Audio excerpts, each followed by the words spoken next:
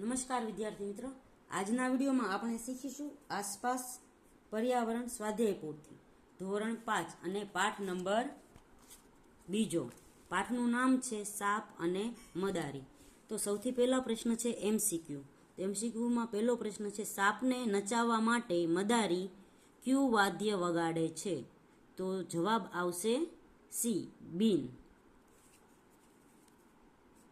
2 નંબરનો પ્રશ્ન છે મદારી સાપને શામાં રાખે છે?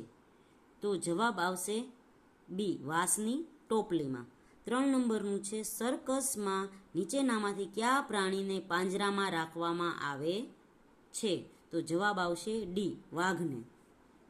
4 નંબરનો પ્રશ્ન છે સાપનો પ્રિય ખોરાક કયો છે? તો જવાબ આવશે ઉંદર. તો 2 નંબરનો પ્રશ્ન છે યોગ્ય શબ્દ વડે નીચેના દરેક વિધાનની ખાલી જગ્યા પૂરો. તો પહેલું છે મદારી બીન વગાડીને સાપને નચાવે છે. 2 નંબર, મદારી લોકો જંગલમાંથી એકઠા કરેલા છોડમાંથી ઔષધિ બનાવતા હતા. 3 નંબર, મદારીનું બીન સૂકવેલી દૂધીમાંથી બનાવવામાં આવે છે. 4 નંબરનું છે આર્યનાથ મદારીના કુટુંબના લોકો કાલબેલિયા તરીકે જાણીતા છે. હવે આગળનો પ્રશ્ન છે સાચા ખોટાની નિશાની કરવાનું.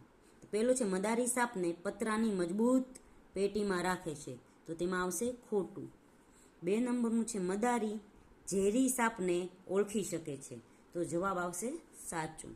3 નંબરનું છે બધા સાપ ઝેરી હોય છે. તો જવાબ આવશે ખોટું. 4 નંબરનું છે સાપ ડંખ મારે ત્યારે ઝેર તેના દાંત દ્વારા માણસના શરીરમાં પ્રવેશે છે. તો જવાબ આવશે સાચું. પછી છે જોડકા.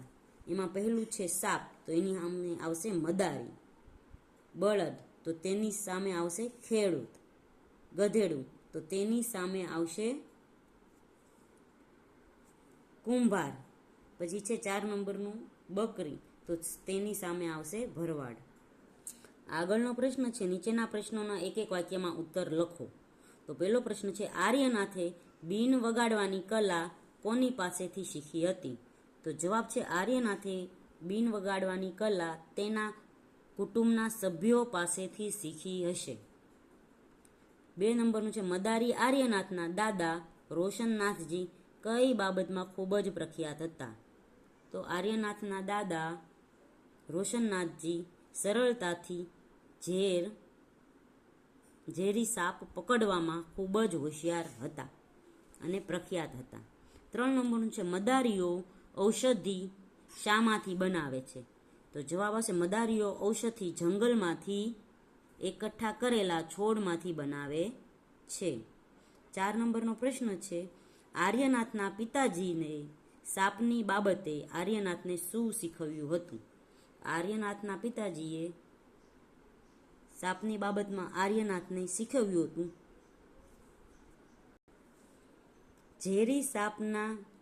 ઝેરી દાંત કાઢવાથી અને સાપની ઝેરની નળી બંધ કરવાની રીત શીખવી હતી. 5 નંબરનું છે સાપ ખેડૂતનો મિત્ર સાથી ગણાય છે.